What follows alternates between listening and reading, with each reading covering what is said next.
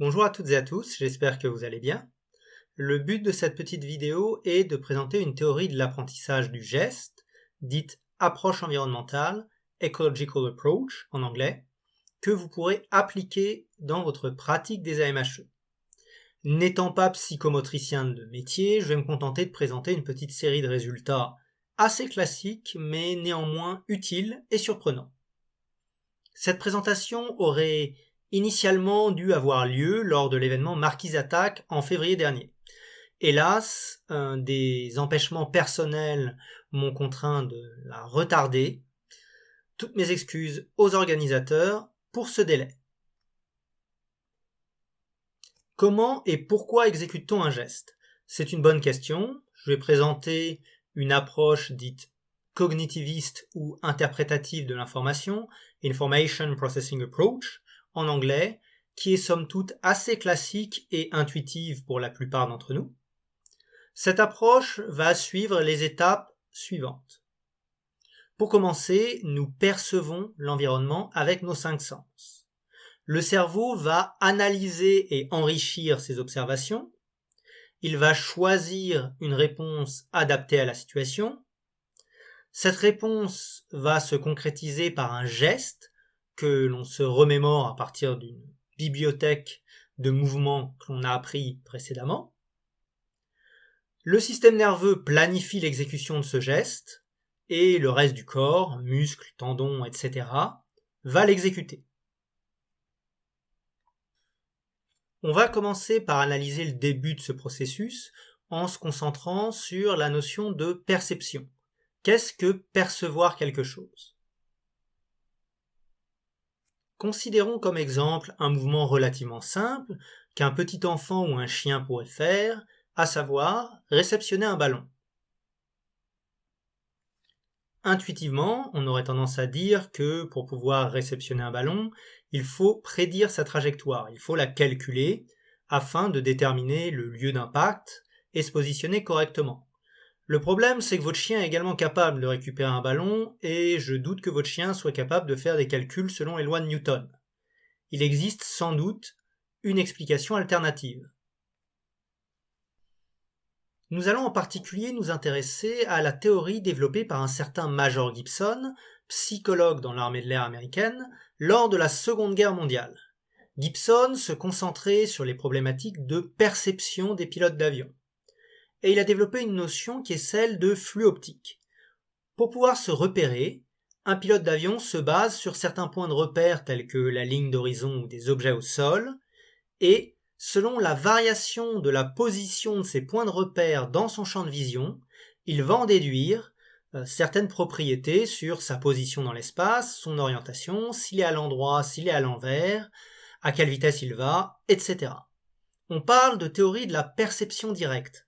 Une observation continue de l'information qui est présente dans l'environnement est suffisante pour s'orienter. Il n'y a pas besoin d'effectuer de calculs ou de prévisions supplémentaires. Comment réceptionner le ballon sans se lancer dans des prédictions complexes? On peut envisager une première stratégie simpliste qui consiste à se baser sur la taille du ballon dans son champ de vision pour estimer sa distance. Cette stratégie, toutefois, ne marche que si le ballon est lancé à vitesse constante, toujours selon le même angle.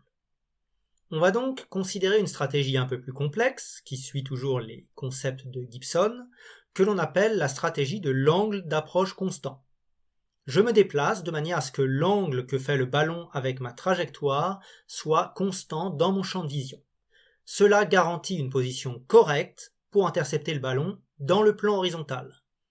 On observe cette stratégie chez les chiens, chez les libellules, et on peut l'utiliser pour programmer des robots. Une conséquence importante de la théorie de la perception directe, c'est qu'il y a toujours une observation et un mouvement continu. Il n'y a pas d'effet de seuil à partir duquel, après avoir collecté assez d'informations, on va déclencher un geste et arrêter de percevoir. La perception et l'action ont lieu en continu jusqu'à l'interception du ballon. On a parlé de perception et de son caractère continu. Nous allons désormais nous consacrer un peu à la notion de geste. En premier lieu, il faut savoir qu'il y a environ 350 joints dans le corps humain. Si l'on considère que le système nerveux utilise une vaste bibliothèque de gestes dans laquelle il pioche pour chaque situation, le stockage du mouvement risque d'être extrêmement complexe et délicat. Pour obtenir un début de réponse à ce problème, intéressons-nous aux travaux d'un certain Nikolai Alexandrovitch Bernstein, scientifique soviétique à qui l'on a demandé dans les années 20 d'optimiser la productivité des ouvriers. Il s'est mis à observer la découpe de feuilles de métal avec des ciseaux et un marteau par des ouvriers en utilisant l'un des tout premiers systèmes d'enregistrement du mouvement appelé cyclographe. De manière prévisible, les gestes des ouvriers débutants étaient chaotiques, des trajectoires inconstantes et un point d'impact irrégulier du marteau sur le ciseau. Dans le cas d'un ouvrier expert, le résultat est plutôt surprenant.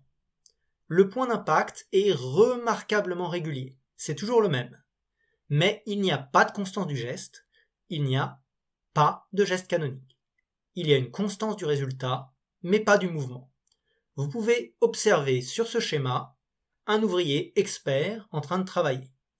On voit que le mouvement de la tête de marteau est régulier, mais le mouvement du poignet varie assez significativement selon les tentatives. Les mouvements des experts et des débutants présentent tous deux une grande variété, mais ils diffèrent dans leur nature. Bernstein constate que les débutants ont tendance à verrouiller leurs articulations et à bouger leurs membres à l'unisson. On parle de couplage. L'idée est de simplifier le mouvement en réduisant les degrés de liberté du corps. Au tennis, cela reviendrait à raidir le bras et à bouger depuis l'épaule. Ce constat explique la rigidité de beaucoup de débutants dans les AMHE, qui n'est pas nécessairement lié à des limitations physiques telles qu'un manque de souplesse. Avec l'expérience, ce couplage s'affaiblit. Au tennis, on va par exemple déverrouiller le coude, puis déverrouiller le poignet. Ce découplage du mouvement permet des gestes plus efficaces, par exemple plus explosifs car chaque partie du corps peut contribuer au geste au bon moment, tout en gardant une grande variété de solutions motrices. D'où vient cette variété de gestes ? Il peut y avoir plusieurs explications. En premier lieu, il y a une variabilité intrinsèque au corps humain. Le système nerveux et musculaire n'est jamais deux fois dans le même état, et il doit de plus gérer les effets de l'âge, de la croissance, de la prise de poids, etc. Il y a également une variabilité, parfois subtile, des situations dans l'environnement. Il se peut que notre position de départ ou que nos appuis changent d'une tentative à l'autre. Enfin, ne jamais répéter deux fois le même geste permet de limiter, de prévenir les blessures par répétition d'un même mouvement. Dans tous les cas, on observe une structure en entonnoir. Le début du geste connaît de grandes variations, puis il converge vers un résultat constant. Pour y arriver, une partie du corps peut en compenser une autre. Par exemple, si l'épaule va trop lentement sur un service au tennis, le coude et le poignet peuvent compenser en allant plus vite. Le mouvement découplé d'un expert est donc d'autant plus robuste à ces micro-variations. Nuançons toutefois le constat précédent sur la variabilité du geste. Le mouvement n'est pas non plus aléatoire et on observe à l'échelle individuelle ce que l'on appelle des attracteurs. Terme un peu pédant pour désigner une forme de mouvement privilégié, une habitude d'un individu. Par exemple, toujours commencer un échange à l'épée longue avec la jambe droite devant. Cette brève étude de la perception et du geste va nous permettre d'introduire la fameuse approche environnementale. L'approche environnementale de l'apprentissage moteur consiste à considérer qu'il existe un lien indissociable entre un acteur et son environnement, que toutes ses actions sont définies par cette interaction. La perception nous informe sur l'environnement et l'action nous permet d'influer sur ce dernier. C'est une évidence, mais il s'avère qu'il y a des interactions un peu plus complexes. On peut, en premier lieu, choisir d'agir pour percevoir, pour obtenir plus d'informations afin de prendre une décision. C'est très courant en lutte ou en escrime. Dans le second cas, je peux par exemple venir sonder mon adversaire en étendant mon épée en posture longue, en longue pointe, pour observer sa réaction. De manière plus surprenante, nos capacités d'action colorent notre perception par ce que Gibson appelle des potentialités. Pour reprendre sa définition, une potentialité représente ce que l'environnement offre à l'animal en bien ou en mal. Le terme technique en anglais est affordance. Ces potentialités sont individuelles, c'est important. Pour certains, une pointe en ligne, c'est une menace des stocks. Pour d'autres, c'est une opportunité d'aller au liage et de poser leur propre touche. La perception n'est donc pas objective. On observe ainsi expérimentalement que quelqu'un qui porte une charge lourde va avoir tendance à surestimer les distances. En pratique, en escrime, vous avez peut-être déjà ressenti qu'un adversaire avec un excellent jeu défensif paraît plus lointain. Après cette introduction quelque peu théorique, nous allons nous intéresser à l'application de l'approche environnementale aux AMHE. Il faut naturellement garder à l'esprit que les AMHE ont une vocation culturelle qui ne se réduit pas à optimiser son apprentissage moteur. Par exemple, cela peut impliquer d'utiliser certains exercices d'époque qui ne sont pédagogiquement pas optimaux mais font partie de l'expérience. De plus, on peut choisir de centrer sa pratique sur la chorégraphie et non sur le sparring, et donc chercher à réduire le plus possible la variabilité de l'environnement. Ceci étant dit, certaines conclusions sont toujours bonnes à garder en tête. En premier lieu, la perception et l'action sont indissociables. C'est le point le plus important de cette présentation. Une action ne peut pas être séparée de son contexte, de l'environnement dans lequel elle prend place et sur lequel elle influe. Cela implique que certains exercices pratiqués en solo sont d'une utilité limitée pour l'apprentissage moteur, pour l'apprentissage technique.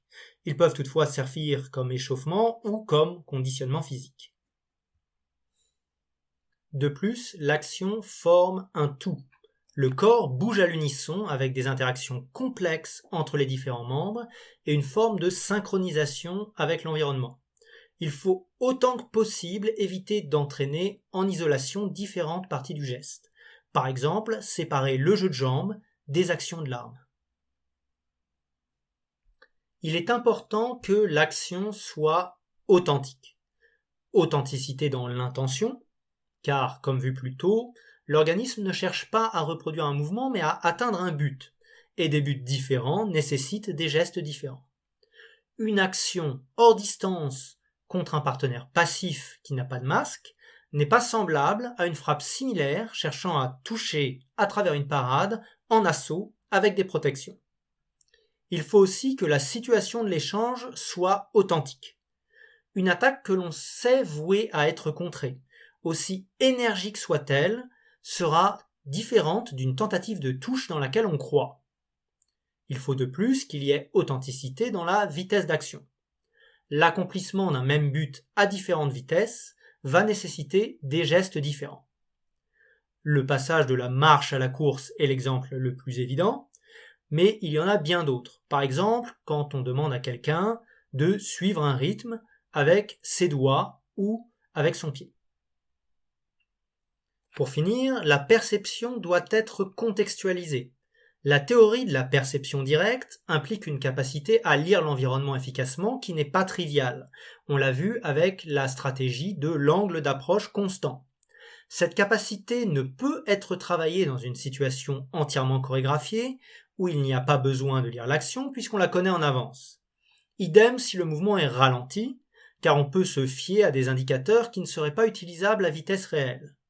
Enfin, la perception est conditionnée par les potentialités d'action. Prédire en tant qu'observateur externe la cible qu'un attaquant va viser, ce n'est pas la même chose que de tenter de parer un coup en tant que défenseur. Certains exercices ne semblent donc pas appropriés à l'apprentissage moteur. Quelles alternatives peut-on considérer ? L'une des méthodes dérivées de l'approche environnementale que je préconise s'appelle l'approche par contrainte, Constraint-Led Approach en anglais. Elle consiste à déstabiliser par des contraintes des attracteurs existants, en bref, à casser les habitudes d'un pratiquant, de manière à obtenir une action plus efficace ou, dans le cas des AMHE, plus canonique, plus proche de l'idéal de la source. Les contraintes que nous allons utiliser dans ce cadre peuvent porter sur les déplacements, par exemple n'avoir le droit d'attaquer qu'avec une passe avant, les gardes, devoir commencer un échange en von tag, les actions d'escrime, ne pas avoir le droit de parer, les vulnérants, ne pouvoir toucher que du faux tranchant, les cibles, ne pouvoir viser que la tête par exemple, les armes, se battre avec des armes asymétriques, par exemple une épée longue contre une lance, l'environnement, mettre des poteaux qu'on ne peut pas renverser, mettre des marquages au sol, ou encore le déroulement d'un échange, par exemple devoir mettre 2 touches d'affilée pour pouvoir marquer. Nous allons considérer un exemple très concret tiré de l'œuvre de Fiore dei Liberi, je cite, « Ce jeu s'appelle l'échange des stocks et se fait de la manière suivante. Quand l'on t'estoque, étends aussitôt ton pied avant hors de la ligne et, avec l'autre pied, passe à la traverse également hors de la ligne, en traversant son épée avec les bras bas et ta pointe haute, au visage ou à la poitrine, comme 6 des pas. » On a donc un défenseur qui se fait estoquer et qui va contrer cette attaque par son propre estoc en effectuant ce que l'on appelle une contre-attaque d'opposition. De cette technique, on va faire un jeu, c'est-à-dire une forme d'assaut très limitée avec des règles particulièrement contraignantes. On va partir sur une dualité attaquant-défenseur puisqu'il s'agit chez Fiore d'un remède, c'est-à-dire d'un contre. On veut voir de l'estoc, ce sera donc le seul vulnérant autorisé. L'estoc initial semble bas, on va donc se restreindre au torse en attaque. L'attaquant sera en porte de fer médiane, garde qui, selon Fiore, estoque puissamment. Le défenseur sera quant à lui en pleine porte de fer, garde apte à échanger les stocks, toujours selon Fiore. Pour inciter à l'offensive, l'attaquant ne pourra pas reculer. Pour que le défenseur cherche à dévier l'attaque sans être touché, il ne peut marquer que si la contre-attaque est propre, sinon priorité à l'attaquant. Pas de parade parce que ce n'est pas l'objectif recherché. On veut une défense en un seul temps. La dernière règle que vous voyez ici en beige n'apparaît pas dans le jeu originel, mais est nécessaire pour que l'exercice fonctionne correctement. Si le défenseur ne peut que se défendre, l'attaquant est libre de s'approcher aussi près qu'il le souhaite et, trivialement, de toucher. On va donc donner une option offensive faible au défenseur de manière à garder l'attaquant à distance, sans pour autant que le défenseur puisse se lancer dans un jeu trop offensif, puisque la moindre double ou la moindre attaque qui tombe court sera sanctionnée. On peut envisager d'autres contraintes. Pour coller encore plus au jeu originel, on pourrait exiger du défenseur qu'il dépasse l'attaquant sur le côté après la touche, de manière à inciter un mouvement hors de la ligne. On peut également s'intéresser aux limites du terrain pour éviter que le défenseur ne recule indéfiniment face à l'attaquant. Cette pédagogie par le jeu présente de nombreux avantages. En premier lieu, elle est bien adaptée à la leçon de groupe. Il suffit de donner des règles claires à sa classe et de laisser les escrimeurs pratiquer. Elle permet également de donner aux escrimeurs un retour immédiat et objectif. Est-ce que je gagne l'échange selon les règles ou est-ce que j'échoue? Ce retour est naturellement limité, il n'y a pas de pourquoi, mais il a le mérite d'être clair et de ne pas nécessiter l'intervention d'un instructeur. La pédagogie par le jeu encourage également l'exploration et l'expérimentation. Les joueurs sont confrontés aux règles et doivent tenter, avec leurs propres moyens, de résoudre un problème. Il est recommandé de ne pas donner immédiatement la solution canonique aux joueurs, mais de les laisser peut-être échouer par eux-mêmes avant de les aider avec la source à trouver une solution à leur problème. La pédagogie par le jeu donne peut-être également des interprétations plus robustes, puisqu'elles sont testées contre des adversaires non coopératifs qui fournissent néanmoins certains prérequis techniques nécessaires à l'exécution d'un jeu. Par exemple, si je veux entraîner et tester mon interprétation de l'échange des stocks, il faut avoir à faire face à des adversaires qui stockent énormément. Enfin, il faut garder à l'esprit que la pédagogie par le jeu a beau être une forme d'assaut à thème, si l'on simplifie, elle n'interdit pas pour autant une intervention directe de l'instructeur pour fournir quelques indices aux joueurs qui sont bloqués. Je vais terminer cette présentation par un petit aparté qui n'est pas directement tiré de l'approche environnementale, mais qui s'avère néanmoins particulièrement utile. Il s'agit de la problématique de la transmission du geste, comment inciter un escrimeur à altérer sa technique. Pour ce faire, on peut utiliser ce que l'on appelle une instruction interne, qui fait référence au corps, par exemple, tourne plus tes hanches. Ce n'est toutefois pas recommandé. Les instructions internes sont démontrablement moins efficaces, et par là j'entends qu'il y a des dizaines d'études sur le sujet, que des instructions externes, c'est-à-dire des instructions qui font référence à l'environnement. Ces instructions peuvent être proches, si le point de référence est à portée de main. Par exemple, Fiore décrit une certaine parade en disant de saisir le coup adverse au milieu de l'épée. Ces instructions peuvent également être lointaines si le point de référence est éloigné. Fiore décrit une taille en incitant à fendre les dents de l'adversaire. Dans tous les cas, ces instructions utilisent un verbe d'action pour inciter à une certaine forme d'interaction avec l'environnement. On peut également utiliser des allégories, par exemple, faufile la pointe de ton épée comme un serpent à travers les défenses adverses.